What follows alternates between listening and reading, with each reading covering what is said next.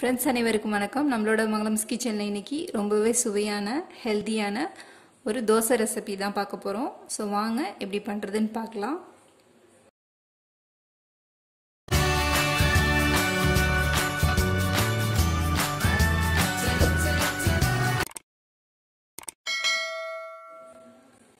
So இன்னைக்கு dosa recipe பண்ணுறதுக்கு 2 cup அரிசி எடுத்துக்கிட்டேன். இட்லி அரிசி தான் எடுத்திருக்கேன். அது கூடவே பாசிப்பயிறு 2 ஸ்பூன் எடுத்திருக்கேன்.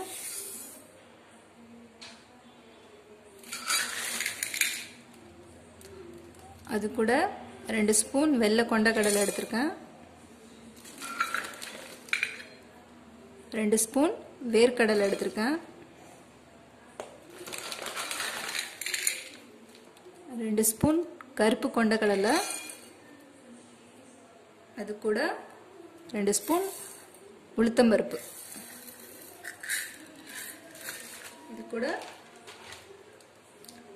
இது கூடவே ஒரு பாதாம் 5-6 பாதாம் பருப்பு. இது ஆப்ஷனல் இருந்தால் போட்டுக்கலாம். ஸோ இது எல்லாத்தையும் 3 தடவை நல்லா வாஷ் பண்ணிவிட்டு நல்லா கழுவிட்டு நைட்டு ஃபுல்லாக நான் ஊற வைக்க போகிறேன். நைட்டு ஊற வச்சுட்டு மார்னிங் தான் இதை அரைக்க போகிறேன். ஸோ நல்லா வாஷ் பண்ணிவிட்டு வந்துடலாம். ஸோ இப்போ வந்து நல்லா வாஷ் பண்ணிட்டேன். தோசைக்கு தேவையான எல்லா பொருளும் சேர்த்து 3 தடவை நல்லா வாஷ் பண்ணிட்டேன். இது கூட தேவையான அளவு தண்ணி சேர்த்துக்கலாம்.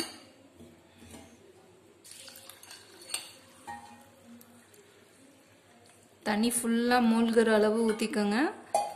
ஊற்றிட்டு நைட்டு ஃபுல்லாக ஊற வச்சுட்டு மார்னிங் எடுத்து பார்க்கலாம்.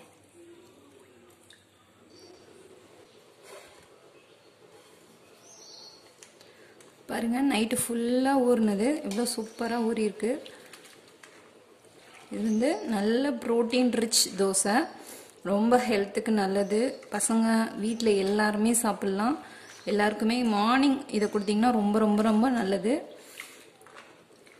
ஸோ இந்த தண்ணி ஊற வச்ச தண்ணியை நான் சேர்த்து தான் அரைக்க போகிறேன். இதுலேயும் நிறைய சத்து இருக்குது. இந்த தண்ணியை வேஸ்ட் பண்ணாமல் இதை வந்து சேர்த்து போட்டு நல்லா நைஸாக அரைச்சிக்கலாம்.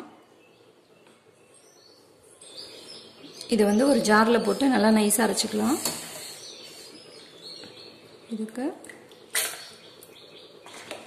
கொஞ்சம் கொஞ்சமாக போட்டு அரைச்சிக்கோங்க. இது கூட ஒரு துண்டு இஞ்சி சின்னதாக கட் பண்ணி வச்சுருக்கேன், அதை போட்டுக்கோங்க. அது கூடவே கருவேப்பிலை ஒரு 4 கொத்து போட்டிருக்கேன். இதையும் சேர்த்து அரைச்சிக்க போகிறேன்.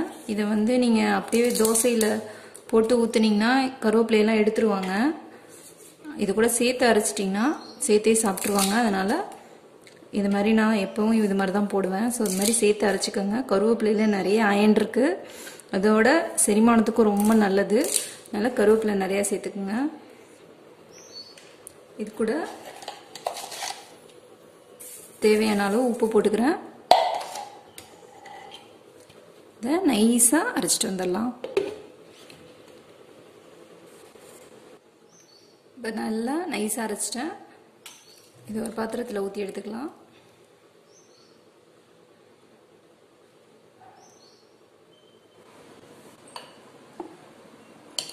தோசை மாவு பதத்துக்கு நல்லா கொஞ்சம் தண்ணி ஊற்றி மிக்ஸ் பண்ணி, தண்ணி பத்தலைன்னா ஊற்றிக்கோங்க.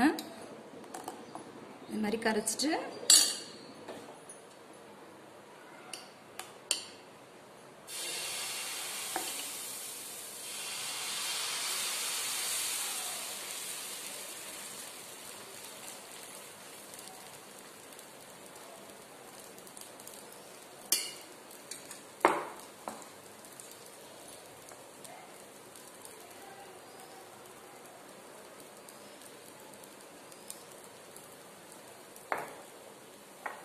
எண்ணெய் வந்து தேவையான அளவு ஊற்றிக்கோங்க.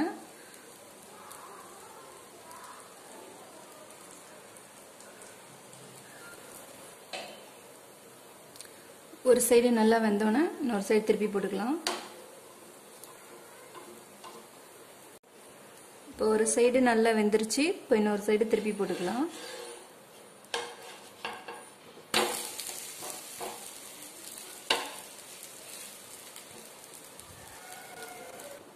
இப்போ 2 சைடு நல்லா வெந்துடுச்சு. இப்போ தோசை எடுத்துக்கலாம்.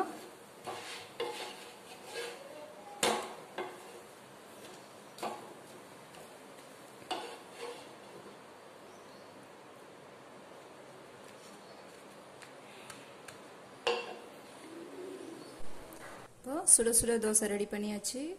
இது கூட நமக்கு பிடிச்சமான சட்னி என்ன வேணாலும் அரைச்சிக்கலாம். இப்போ நான் பூண்டு சட்னியும் புதினா சட்னியும் அரைச்சிருக்கேன். இது ஹெல்த்துக்கு ரொம்ப நல்லது. மார்னிங் இதை செஞ்சு கொடுங்க. இட்லி தோசை இல்லாத அன்னைக்கு இது மாதிரி ஹெல்த்தியான பிரேக்ஃபாஸ்ட்டை நம்ம எடுத்துக்கலாம். ஸோ இந்த வீடியோ உங்களுக்கு பிடிச்சிருந்துச்சுன்னா மறக்காமல் லைக் பண்ணுங்கள், ஷேர் பண்ணுங்கள், உங்களோட கமெண்ட்ஸை எனக்கு சொல்லுங்கள். Thank you friends.